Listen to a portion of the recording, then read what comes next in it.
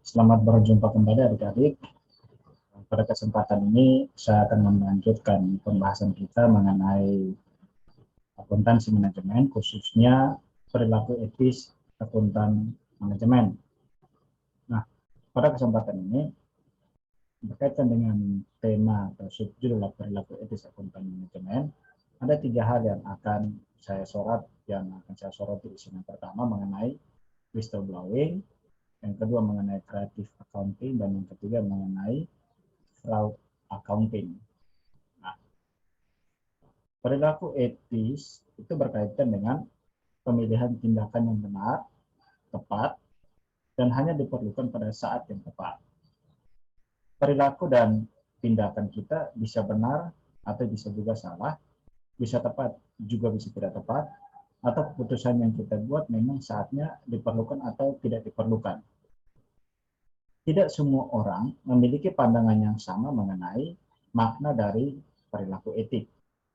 Namun, ada beberapa prinsip umum yang mendasari semua sistem perilaku etik. Nah, prinsip ini biasanya berlandaskan pada sebuah keyakinan bahwa setiap anggota kelompok memiliki tanggung jawab untuk saling menjaga satu sama lain. Kemauan untuk mengorbankan kepentingan pribadi untuk kebaikan sebuah kelompok adalah inti dari semua tindakan. Mengorbankan kepentingan pribadi untuk kebaikan bersama menghasilkan nilai-nilai tentang benar dan salah.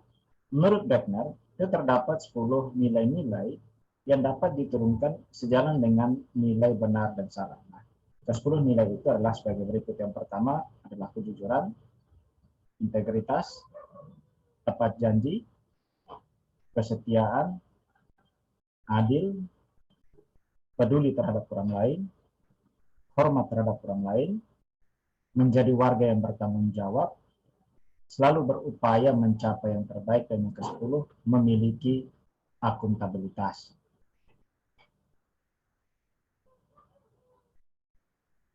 Meskipun tampak adanya kontradiksi, yaitu mengorbankan kepentingan pribadi demi kebaikan bersama, mungkin tidak hanya benar dan terasa pada kehidupan manusia sebagai individu, tetapi juga dalam konteks bisnis. Akuntan manajemen harus mampu menjaga nilai-nilai inti perilaku etik tersebut, mengingat akuntan manajemen menempati posisi yang unik dalam suatu organisasi. Akuntan manajemen dapat mempengaruhi proses pengambilan keputusan yang dibuat manajemen melalui informasi-informasi relevan yang dipasoknya dan serangkaian alternatif keputusan yang disajikan. Oleh karena itu, dalam melaksanakan peran penting tersebut, akuntan manajemen haruslah menghindari segala bentuk perilaku tidak etis dan harus terfokus menjaga reputasi jangka panjang dan keselamatan organisasi. Jadilah navigator yang dapat menghindarkan organisasi dari tekanan perilaku-perilaku tidak etis. Berikut ini adalah beberapa contoh peran akuntan manajemen dalam rangka menjaga perilaku etis. Itu ada berapa poin. Yang pertama, kita lihat mengenai whistleblowing. Akuntan manajemen harus mampu menjadi penegak moral dan penjaga etika dalam organisasi. Sebagai pihak yang berperan sebagai kontroler dan navigasi dalam organisasi, maka ia harus mampu menyelamatkan organisasi dari berbagai tindakan curang yang mengancam keselamatan organisasi. Whistleblowing atau mengungkapkan aib dalam bahasa Indonesia itu merupakan tindakan yang dilakukan seorang atau beberapa orang untuk mengungkapkan atau melaporkan kecurangan di dalam perusahaan kepada pihak lain. Nah, motivasi utamanya adalah moral sebenarnya. Namun acap kali whistleblowing disamakan begitu saja dengan membuka rahasia perusahaan. Nah, di sini harus dibedakan antara membocorkan rahasia dengan mengungkapkan kecurangan. Contohnya, seorang karyawan melaporkan kecurangan perusahaan yang membuang limbah pabrik ke sungai. Nah, contoh ini bukanlah contoh tindakan membocorkan tindakan atau membocorkan rahasia perusahaan, melainkan tindakan mulia dan bertanggung jawab atas keselamatan lingkungan dan masyarakat.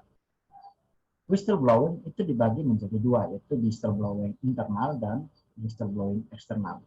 Nah, yang dimaksud dengan whistleblowing internal yaitu tindakan untuk melaporkan kecurangan yang dilakukan oleh seseorang dalam organisasi kepada pimpinan perusahaan, pimpinan tertinggi perusahaan. Ini whistleblowing ini adalah tindakan di dalam atau yang terjadi di dalam suatu perusahaan. Itu misalnya seorang staff atau pegawai atau manajer, middle manager atau low manager itu menyampaikan atau melaporkan seseorang atau sesuatu kepada pimpinan perusahaan, pimpinan tertinggi perusahaan. Nah, pimpinan yang menerima laporan itu juga harus bersikap netral dan bijak. Pimpinan harus loyal terhadap moral, bukan kepada orang, lembaga, otoritas, atau kedudukan. Nilai-nilai moral yang dimaksud itu misalnya keadilan, ketulusan, kejujuran, dan dengan demikian bukan karyawan yang harus selalu dituntut loyal dan setia pada pimpinan, melainkan sejauh mana pimpinan atau perusahaan setia dan taat pada prinsip-prinsip moralitas. Yang kedua, whistleblowing eksternal. Whistleblowing eksternal itu tindakan untuk melaporkan kecurangan yang terjadi di dalam perusahaan atau organisasi kepada pihak di luar dari perusahaan atau di luar organisasi, misalnya pihak yang berwenang atau pihak penegak hukum, atau kepada masyarakat, karena kecurangan di dalam perusahaan atau dalam organisasi itu merugikan masyarakat. Motivasi utamanya adalah mencegah kerugian bagi banyak pihak. Dalam hal ini, yang perlu diperhatikan adalah langkah yang tepat sebelum melaporkan kecurangan tersebut ke pihak berwajib atau pihak penegak hukum atau masyarakat, sehingga terbangun iklim bisnis yang baik, bermoral, dan etis. Itu kita lihat creative accounting. Creative accounting itu adalah semua proses untuk mengatur laporan keuangan. Beberapa pihak dalam perusahaan acap kali menggunakan kemampuan pemahaman pengetahuan mengenai akuntansi, misalnya pemahaman terhadap kebijakan, standar, metode, dan teknik-teknik, dan menggunakannya untuk memanipulasi pelaporan keuangan. Pihak-pihak yang bisa terlibat di dalam proses creative accounting itu seperti manajer, akuntan perusahaan, pemerintah, asosiasi industri, dan lain-lain. Sebenarnya creative accounting atau dalam bahasa Indonesia sering juga disebut dengan manajemen laba, itu bukanlah tindakan melanggar aturan, karena manajemen dalam membuat laporan keuangan dapat memilih berbagai metode atau kebijakan dan teknik-teknik akuntansi sesuai dengan kebutuhannya. Namun, ketika pemilihan berbagai kebijakan, standar, metode, dan teknik-teknik akuntansi didasar kepada kepentingan oportunistis, maka tindakan tersebut menjadi tidak etis. Nah, sinilah akuntan manajemen harus mampu menjadi pengawal perilaku etis tersebut. Watt dan Zimmerman pada tahun 1986 pernah menjelaskan bahwa manajer dalam memilih kebijakan akuntansi seringkali dipengaruhi oleh 3 variabel, yaitu skema bonus, kos politik, dan adanya perjanjian utang dengan pihak ketiga. Watt dan Zimmerman mengajukan 3 buah hipotesis. Yang pertama, bonus plan hipotesis, yaitu perilaku dari seorang manajer seringkali dipengaruhi oleh skema bonus yang didasarkan atas laba yang diperoleh. Akibatnya, pihak manajemen akan memilih kebijakan dan metode-metode akuntansi yang dapat meningkatkan laba dengan tujuan mendapatkan bonus yang besar. Yang kedua adalah debt covenant hypothesis. Dalam suatu perjanjian utang, itu biasanya tercantum syarat-syarat yang harus selalu dipenuhi oleh pihak manajemen. Misalnya, harus mempertahankan likuiditas, harus mempertahankan tingkat profitabilitas, dan lain sebagainya. Nah, syarat-syarat ini tentu saja berbasis pada laporan keuangan. Nah, oleh karena itu, pihak manajemen akan berusaha agar posisi rasio-rasio keuangan tetap sesuai dengan syarat-syarat yang ada di dalam perjanjian, karena manajemen tidak mau melanggar perjanjian tersebut. Nah, yang ketiga adalah political cost hypothesis. Nah, jika manajemen tahu bahwa besarnya laba yang dilaporkan akan menjadi perhatian banyak pihak, maka manajemen akan mengatur angka laba yang dilaporkan. Misalnya, jika laba meningkat, maka para karyawan akan melihat kenaikan laba tersebut sebagai acuan untuk meningkatkan kesejahteraan melalui kenaikan gaji atau penambahan bonus atau macam-macam lah yang meningkatkan, yang berdampak terhadap kesejahteraan ekonomi karyawan. Nah, pemerintah pun melihat pula kenaikan ini sebagai objek pajak yang akan ditagih. Sebagai tidak semua tindakan kreatif accounting itu sebenarnya berkonotasi negatif. Misalnya dari sudut pandang organisasi atau perusahaan. Acap kali tindakan manajemen laba justru menguntungkan bagi perusahaan. Misalnya pembayaran pajak menjadi lebih kecil atau sorotan politik menjadi lebih kecil. Dalam hal ini, creative accounting itu tindakan manajemen laba itu lebih efisien. Sebaliknya, jika tindakan manajemen laba didasarkan pada perilaku oportunistis manajemen, maka tindakan tersebut adalah negatif bagi organisasi. Namun, apapun motifnya, tindakan mengatur laba adalah tindakan kurang etis karena akan melaporkan laba tidak sesuai dengan apa adanya. Sekarang kita lihat yang bagian ketiga, yaitu mengenai fraud accounting.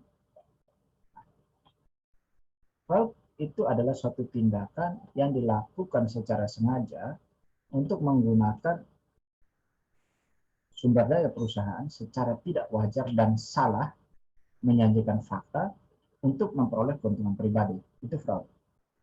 Dalam bahasa yang sederhana, fraud adalah penipuan yang disengaja. Jadi ada unsur kesengajaan di dalam melakukan suatu kesalahan. Nah, hal ini termasuk berbohong, menipu, menggelapkan, dan mencuri. Oleh karenanya tidak etis dan tidak bermoral. Penggelapan yang dimaksud adalah mengubah aset atau kekayaan perusahaan yang dipercayakan kepadanya secara tidak wajar untuk kepentingan dirinya sendiri misalnya. Nah, akuntan manajemen harus mampu menyadarkan atau meminimalkan tindakan-tindakan seperti itu. Sekarang kita lihat poin D, yaitu mengenai kode etik provinsi akuntansi manajemen. Pada poin ini kita akan menyoroti 4 hal, yaitu kompetensi, kerahasiaan, integritas, dan kredibilitas. Nah, setiap profesi itu memiliki aturan berperilaku atau standar etika. Akuntan manajemen memiliki kewajiban kepada organisasi yang dilayani, kepada profesinya, kepada masyarakat, dan kepada dirinya sendiri untuk menjaga standar kode etik. Untuk mengatur kewajiban ini, Institute of Management Accountants (IMA) itu telah mengeluarkan standar kode etik bagi akuntan manajemen. Setiap anggota dari IMA itu seharusnya berperilaku etik. Komitmen untuk melaksanakan praktik profesional etik itu mencakup yang pertama, prinsip-prinsip yang mencerminkan nilai-nilai menyeluruh, dan yang kedua, standar-standar yang menjadi pedoman berperilaku. Yang pertama kita lihat kompetensi.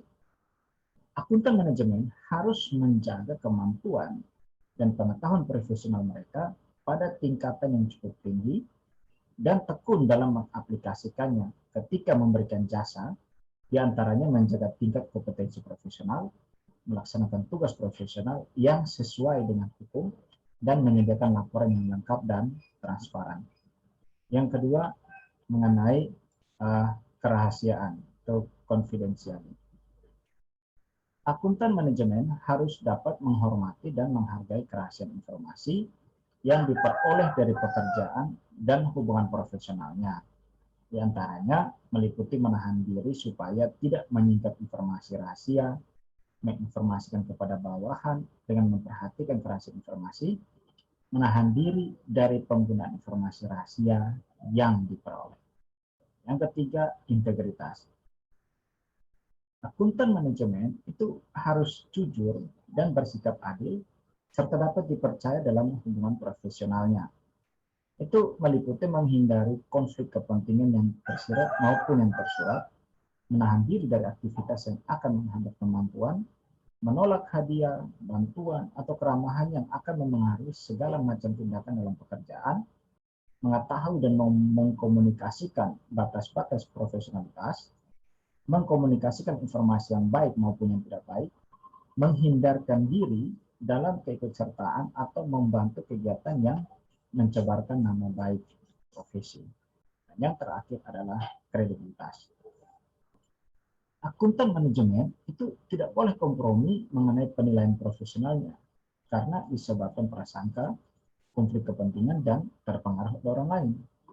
Akuntan manajemen harus memberitahukan informasi dengan wajar dan objektif dan mengungkapkan sepenuhnya informasi relevan. Kredibilitas juga dapat diartikan sebagai sikap independen, tidak memihak pada salah satu pihak dengan tujuan pembelaan atau tujuan oportunistis. Menilai dan menyajikan fakta itu apa adanya yang mendukung pencapaian visi dan misi serta tujuan organisasi. Nah, secara lengkap, standar etik profesi akuntan manajemen yang mengacu pada Institute of Management Akuntan itu dapat dilihat pada Institute of Management Accountants. Itu bisa dicek di website. Sekian saja penyampaian materi dari saya dalam pertemuan kita kali ini mengenai perilaku etis akuntan manajemen. Kita akan berjumpa lagi di video selanjutnya dengan tema selanjutnya. Sekian dan terima kasih.